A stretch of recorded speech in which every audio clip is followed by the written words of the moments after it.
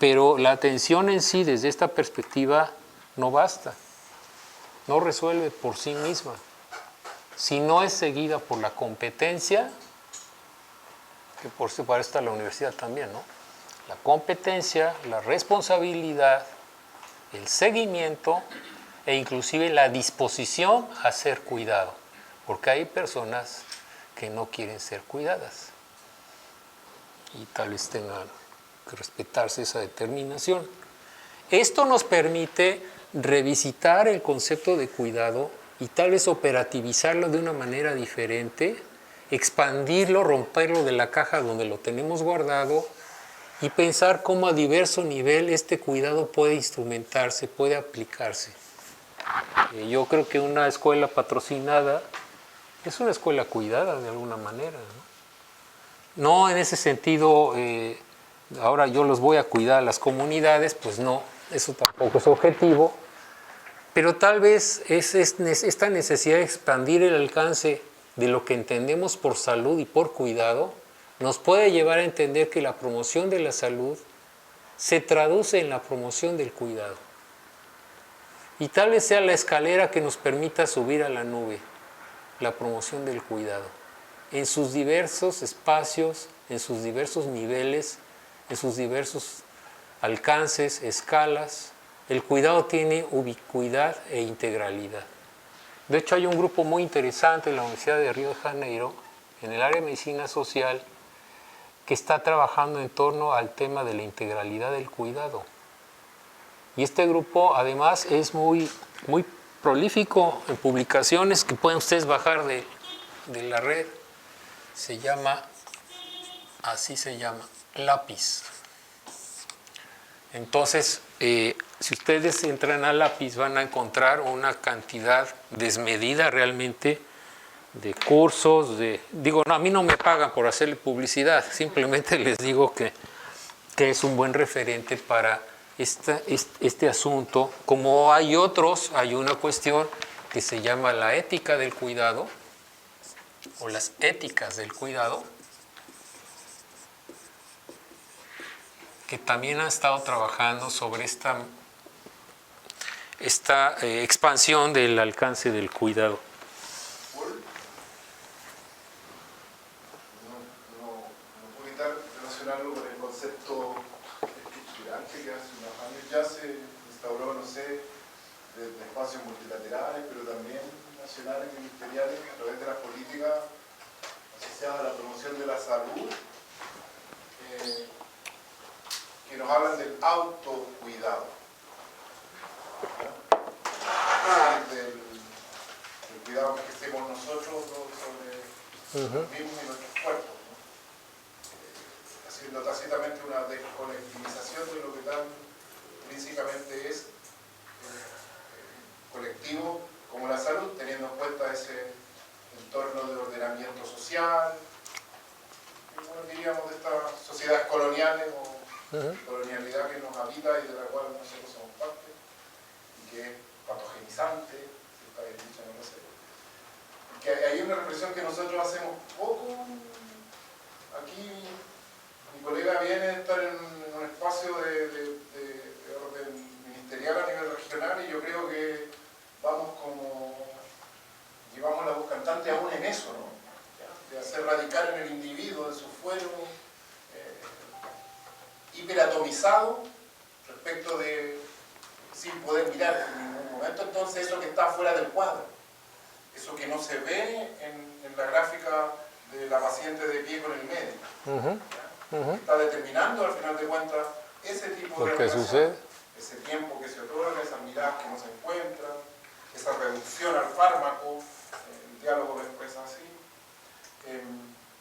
Claro, ese retrotraer al individuo, a nuestra visión fragmentada, individual, autorreferente, que se instauraba en nuestras sociedades. Bueno, yo me pongo a pensar en eso a propósito de este tema. En realidad, efectivamente, hay el riesgo de que el Estado eluda su responsabilidad pública y derive el cuidado al ámbito de la persona encerrada en sí misma o aislada. Pero a eso no nos referimos aquí. Al contrario. Yo creo que el cuidado, el problema es que así se maneja dominantemente, pero hoy preguntar por las circunstancias, inclusive cosas que parecen literarias, pero ¿cómo se cuida el futuro? Pero ¿cómo se cuida hoy el futuro? ¿Cómo se cuida la memoria? Porque sin memoria, ¿a dónde se va? Y en ese sentido, ¿cómo se cuida el planeta? No porque ahora hay que cambiar a Venus y hay que ponerlo en el lugar de Plutón y bajar las estrellas aquí, ¿sabes? No, o sea, porque hay una objetividad de que ha habido una dimensión además originada en el sistema económico dominante que ha depredado el planeta y no de ayer. Es un modelo económico depredador que siempre separó a la sociedad de la naturaleza. Y eso fue funcional. Entonces, esto nos permite inclusive verlo como incuria, como la incuria a nivel político, como la incuria social que puede haber construida de manera deliberada, e inclusive esto del autocuidado, preguntarse cómo se forma o qué sucede con la autodesatención, porque la atención es fundamental, porque es visibilizar. Pero ¿qué tanto se construye la autodesatención también? Entonces, la observación es importante, sobre todo cuando ahora una exploración que se ha hecho es pasar al ejemplo de una cebolla con sus capas y plantear que pueda haber un modelo anidado del cuidado, que vale la pena decir que hay que discutirlo más, pero donde, por ejemplo, el cuidado del propio cuerpo, también en eso tiene competencia la persona. Yo vivo en el mundo a través de un cuerpo y al parecer todos vamos a convivir con ese cuerpo hasta el día de nuestra muerte. ¿Y qué tanto es funcional la separación con el cuerpo para aceptar, por ejemplo, una determinada dieta o etcétera, o para no entender que hay una relación íntima entre las catecolaminas y las relaciones humanas? ¿O cómo afecta el capitalismo a los páncreas? Cuando hay una sobrecarga que genera un problema de un páncreas solicitado por una determinada dieta, o unas glándulas suprarrenales que están sujetas a un estrés crónico. Entonces acá el tema es que todo está en todo. Y el tema del cuidado de los vínculos cercanos, que hoy sabemos, y esto está también mediado por la determinación social, que hay seres humanos a través de estudios que se han dado por varias generaciones que tienen una mayor esperanza de vida y una mejor condición física cuando tienen unos vínculos cercanos significativos. Cuando viven en una familia, las familias no son armoniosas necesariamente, o al revés, a veces son muy desarmoniosas, pero hay una red de vínculos cercanos, de vínculos de amistad, de vínculos con los compañeros de trabajo. Ese ámbito que es el segundo, ¿sí? Sobre lo que estaba comentando recién, quería compartir que hace un tiempo atrás estaba conversando con una persona que su lengua materna, no recuerdo si era zapoteco o mazateco, algo estábamos hablando y me escribí la palabra salud. Y era una palabra muy larga, tenía altos componentes. Entonces le pregunté qué era literalmente el significado de la traducción de esa palabra al castellano, y la traducción de salud era hacer tortillas juntos.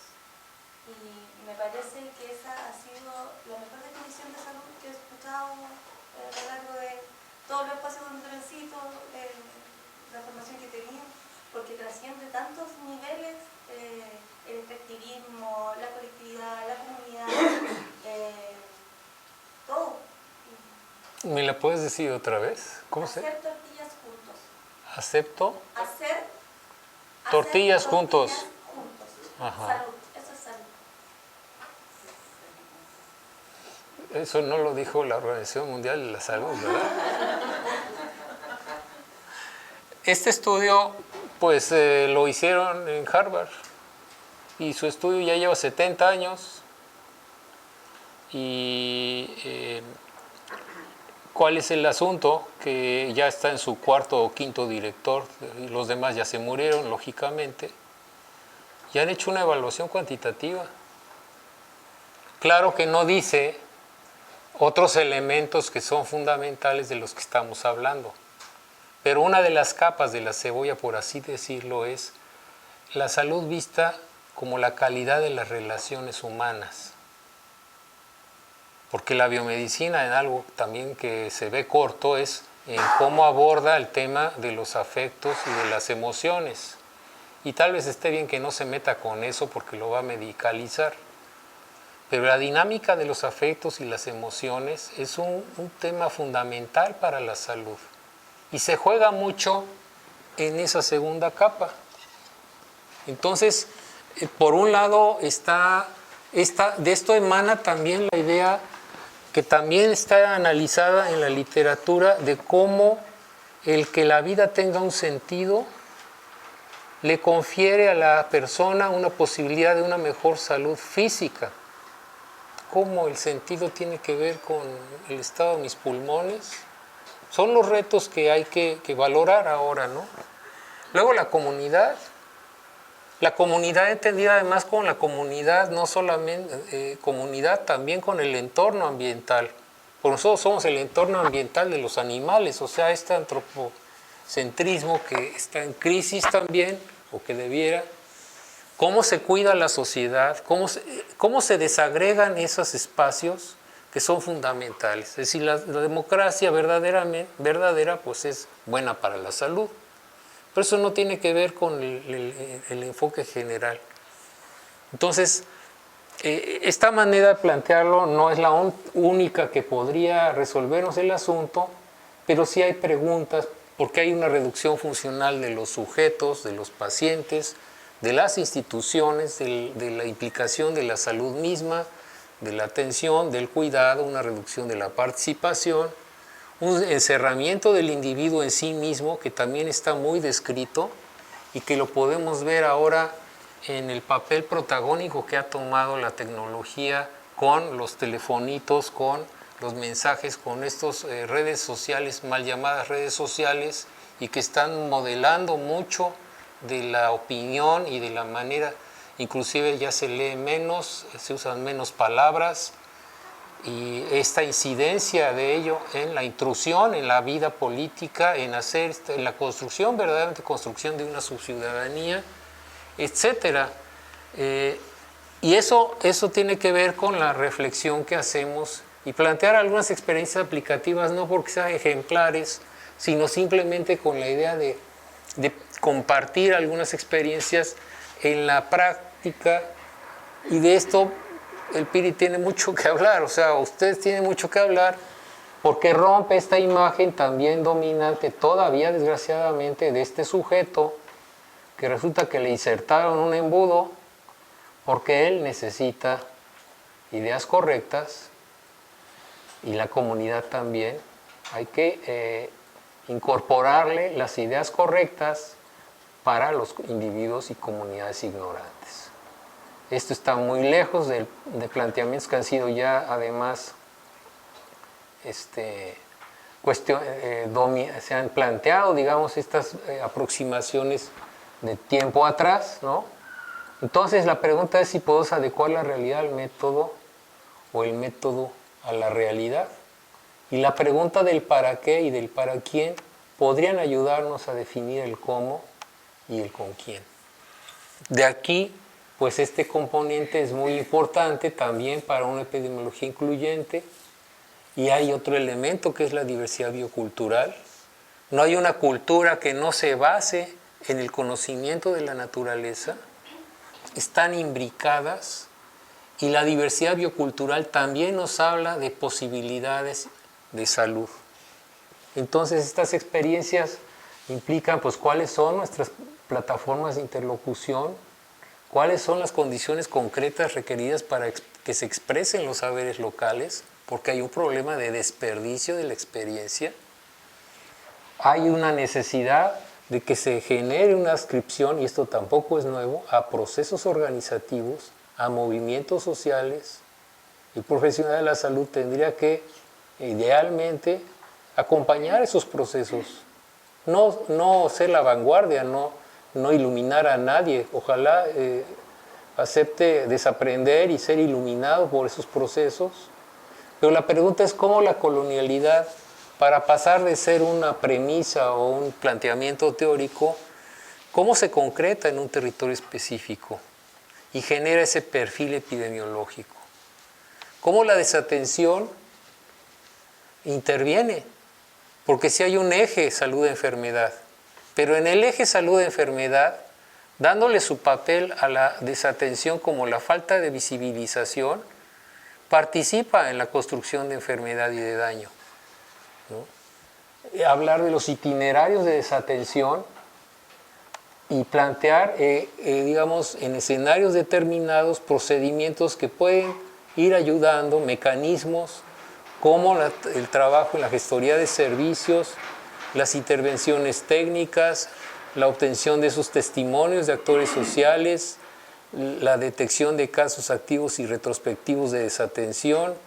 Estos son algunos ejemplos o algunos elementos que pueden ilustrarse. Por ejemplo, acá es una reunión de la presidencia municipal con el director del hospital, con el grupo de mujeres, con la policía comunitaria que es indígena, y aquí los promotores hablan de su experiencia y plantean recomendaciones, exigencias, pero en el marco de un proceso organizativo.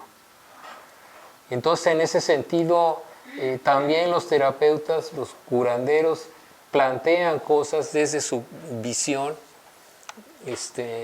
dan cursos, sistematizan sus experiencias.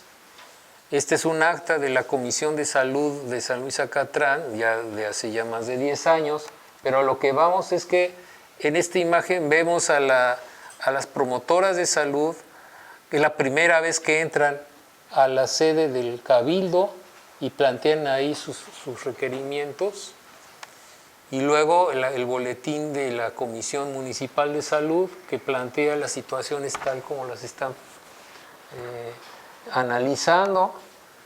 Entonces estas reflexiones sí pueden irse aproximando, por ejemplo, con preguntas que se plantean a nivel de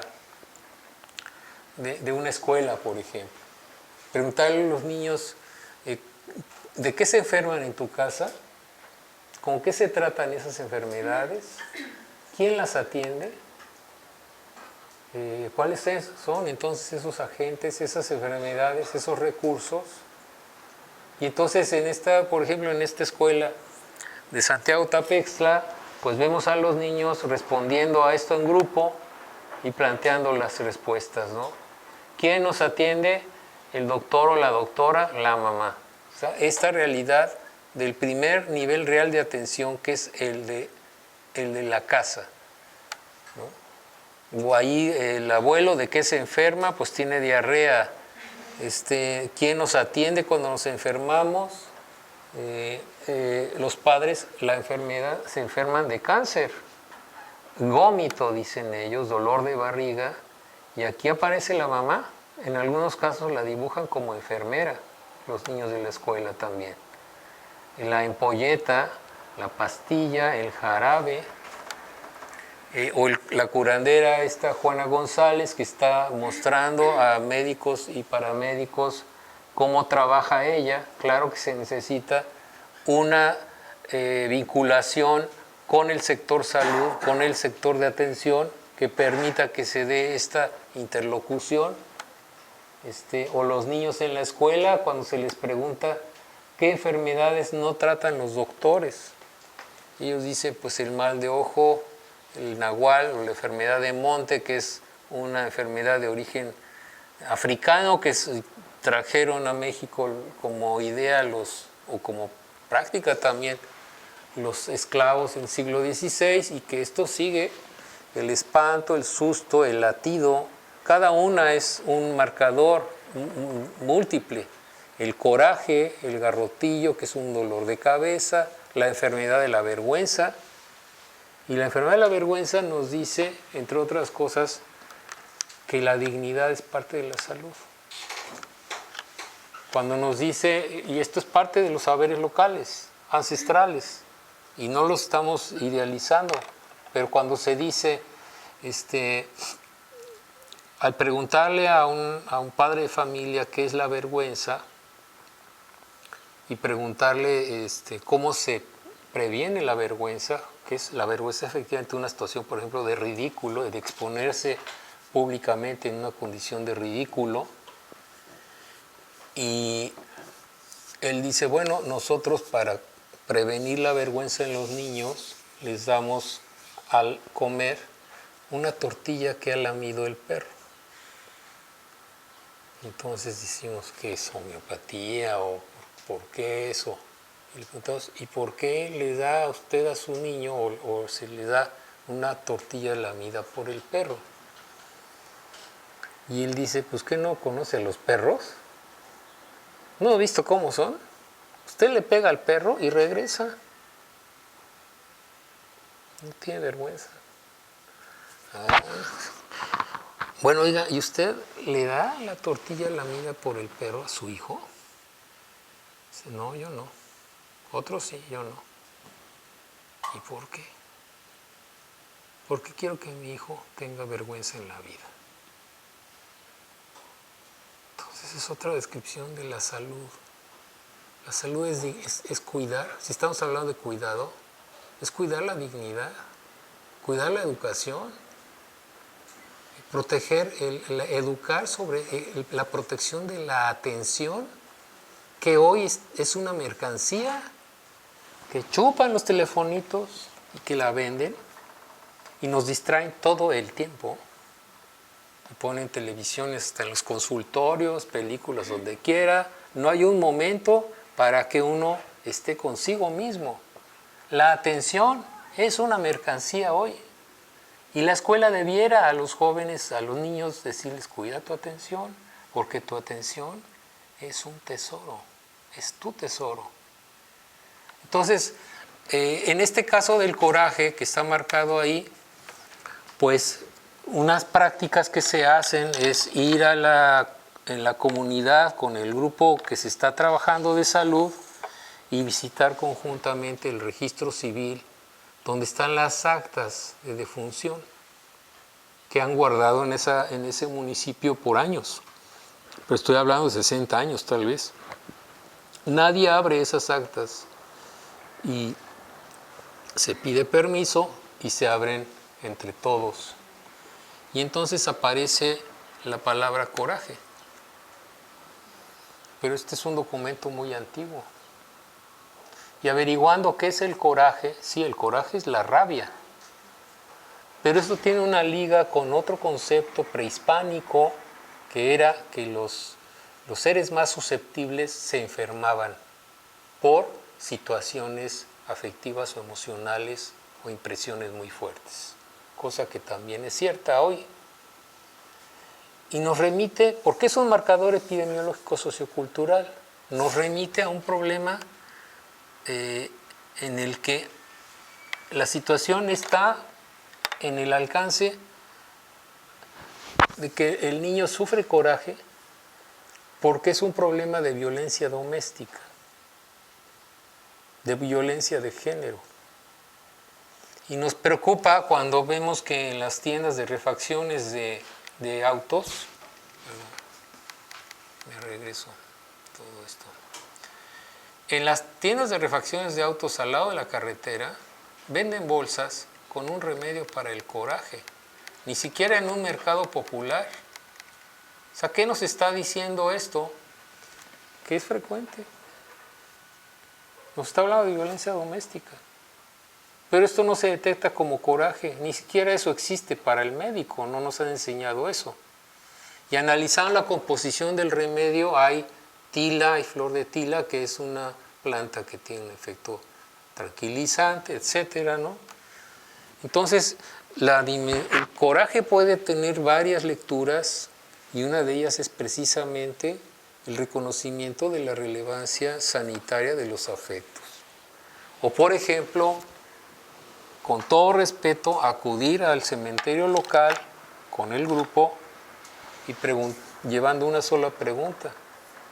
¿Cuáles son las tumbas más recientes y cuáles de esas tumbas no se tenían que haber hecho? Estamos hablando del daño evitable. ¿Por qué pasó?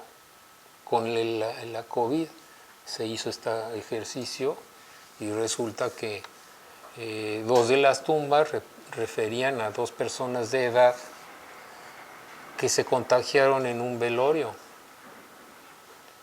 Y el velorio, en el porqué del porqué, las causas, en el velorio resulta que habían matado a un joven, 2 jóvenes borrachos, en la plaza, por una rencilla de muchos años de violencia de sangre, de venganza de sangre. Estaban peleadas las familias de hacía generaciones. Y ebrios, y sin trabajo, fueron a la violencia. Entonces, en esa cadena factual hay un momento en que el momento de la contaminación, del contagio, es en un evento colectivo, en una comunidad náhuatl que no tiene acceso tampoco a suficientes servicios. Entonces, estos son elementos que nos permiten ver para qué se usan las plantas. Resulta que esto también nos habla de problemas de salud, la importancia de la transferencia de conocimientos, en este caso de esta curandera que se llama Doña Tana, a una niña, como parte del trabajo con la escuela, el trabajo con médicos que tienen sensibilidad a esto, el trabajo con niños que están haciendo su cuaderno minervario, en caminatas botánicas que son guiadas por una terapeuta y cada quien apunta y corta un pedazo de la planta, aunque las tengan ahí, es un ejercicio también de socialización de saberes, el tema del trabajo con adolescentes y con amas de casa, con los mismos dependientes de farmacia. Aquí vemos, por ejemplo, en el fondo a una doctora que estaba citada por el hospital y estaba ahí, pero no le interesaba nada. Y la señora que está a la izquierda, en primer plano, pues es una señora que es la que lava los pisos y que explica lo que sabe de su cultura a una de las funcionarias más importantes del hospital. Estos son todos médicos de la jurisdicción norte de Iguala. Y entonces hay esta posibilidad de que haya un intercambio en esta interculturalidad, tal vez entendida de otra manera a como se da esta que es muy discursiva, que se habla de interculturalidad, pero reducida a una cuestión netamente publicitaria, donde ahora todo es intercultural, porque eso está bien para el discurso político, ¿verdad? Pero hasta ahí.